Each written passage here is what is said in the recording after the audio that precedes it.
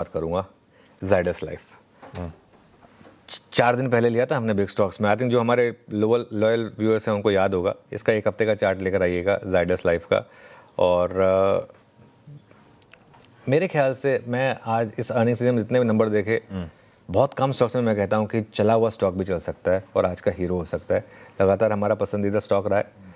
क्या नंबर्स आए हैं ज़ाइडस लाइफ को, क्या गाइडेंस है। देखिए, गाइडेंस इंपॉर्टेंट होती है। एक तो होता है आपने नंबर डिलीवर कर दिए। फार्मा कंपनियों में नंबर्स को देखें कि आपके ब्लॉकबस्टर प्रोडक्ट्स कितने थे जिसकी वजह से वो नंबर आए, और आगे कंपनी अगले साल के लिए क्या कह रही है। 28% के करीब के आई थिंक गाइडेंस दिए इन्होंने। और जेफरीज ने ईपीएस एस्टिमेट 14% बढ़ाया है। 14% से ईपीएस एस्टिमेट बढ़ाया है।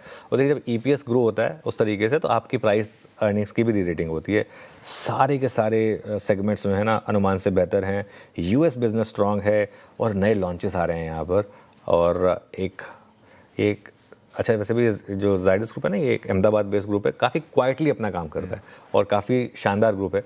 और इस वजह से ये पहला स्टॉक है जिसको आज मैं ग्रीन ले रहा हूँ। इसमें no ifs and no buts. हाँ, अगर बहुत बड़ा गैप अप हो जाए तो आपको थोड़ा सा शायद रुकना पड़ेगा, लेकिन सपोज करिए 2-3% ऊपर खुले तो मुझे लग रहा है कि, और एक चीज़ मुझे लग रहा है ऐसे स्टॉक्स में आप फंसेंगे नहीं। मतलब क्या है, मार्केट वीक भी हुआ 3-4 दिन बाद, देर सवेर 1 महीने बाद ये आपको रिवॉर्ड करके देगा। ठीक है।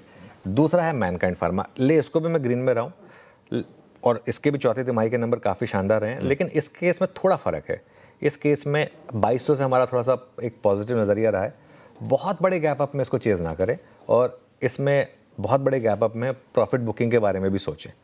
ये एक थोड़ा सा अलग है, इस पर मेरा व्यू ज़ाइडस से लेकर, क्योंकि ज़ाइडस में मुझे क्लियर कट अगले साल की आउट परफॉर्मेंस दिख रही है।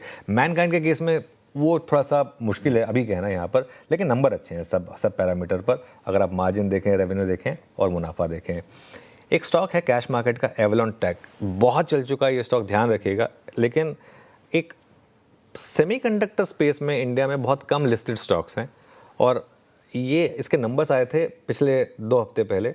उसके बाद इसमें ज़बरदस्त रैली हुई थी। चल चुका है ये स्टॉक, 1 महीने में करीब 21% चल चुका है। लेकिन इस मार्केट में जो चल रहा है वही चल रहा है। और देखिए 2 हफ्ते का 30% का मूव है। लेकिन 1772 के टारगेट दिए हैं नमूरा ने यहाँ पर। इसको रेडार पर रखें। जरूरी नहीं कि आज आपको खरीदना है, स्पेशली अगर गैप अप हो तो, लेकिन इसको रेडार पर रखें। अगर आप वो सेमीकंडक्टर के हिसाब से देख रहे हैं, ये आगे जाकर एक आपका एसआईपी टाइप का स्टॉक हो सकता है। तो इसके लिए, लेकिन क्योंकि रिपोर्ट अच्छी थी इसके लिए मैं इसको पॉइंट आउट करना चाहता था। इसके लिए ये तीसरा स्टॉक हो गया। अब आता हूँ मैं रेड स्टॉक्स पर। रेड स्टॉक्स में मैं पूरा का पूरा मूव जो है ना वो डॉलर और कमोडिटी की वजह से ले रहा हूँ, क्योंकि देखिए डॉलर ऊपर आ रहा है और कमोडिटीज़ नीचे आ रही हैं। हिंदुस्तान जिंक ये पहला स्टॉक होगा। सॉर्ट ऑफ मिनी एक्सीडेंट भी हो सकता है ये, क्योंकि डॉलर काफ़ी स्ट्रांग हुआ और चांदी की कीमतें नीचे आई हैं। इंटरनेशनल मार्केट में चांदी की कीमतें 75 के नीचे आई हैं। देखिए हमारे यहाँ ड्यूटी बढ़ गई थी, इस वजह से प्राइसेस नहीं गिरी चांदी की इतनी, लेकिन वो तो एक दिन का अफेयर था। उसके बाद तो वापस ग्लोबल बाजारों की वजह से मूव आएंगे और चार्ट पे भी काफ़ी कमज़ोर हुआ ये 3 दिनों से। हिंदुस्तान कॉपर, हालांकि ये सिर्फ कैश का स्टॉक है, लेकिन ये भी आज का सॉर्ट ऑफ मिनी एक्सीडेंट हो सकता है, क्योंकि यहाँ पर भी अगर आप देखें डॉलर में एक मजबूती है और कॉपर की प्राइसेस ना आशीष 5 दिनों में 8% घटी हैं। तो ये एक बड़ा इम्पैक्ट हो सकता है यहाँ पर। और अगेन चार्ट पर भी काफ़ी कमज़ोर है, 10 डेमा के नीचे आया। और फाइनली एक और नेगेटिव, मुथूट। याद है आपको मुथूट के रिजल्ट वाले दिन हमने कॉन्ट्रा नेगेटिव व्यू लिया था, कॉन्ट्रा शॉर्ट व्यू लिया था मुथूट पर उस दिन, जिस दिन सबको लग रहा था कि नंबर्स बहुत अच्छे हैं। और एक उसका चार्ट उठा के देख लीजिए आप। सोने की कीमतों में लगातार गिरावट आ रही है, कंपटीशन बढ़ रहा है यहाँ पर, इनकी गाइडेंस भी स्ट्रांग नहीं है, काफ़ी महंगा स्टॉक है। एक पोर्टफोलियो स्टॉक है वैसे ये, लेकिन मुझे लग रहा है कि ट्रेडिंग पॉइंट ऑफ व्यू से इसमें थोड़ी गिरावट बाकी है अभी।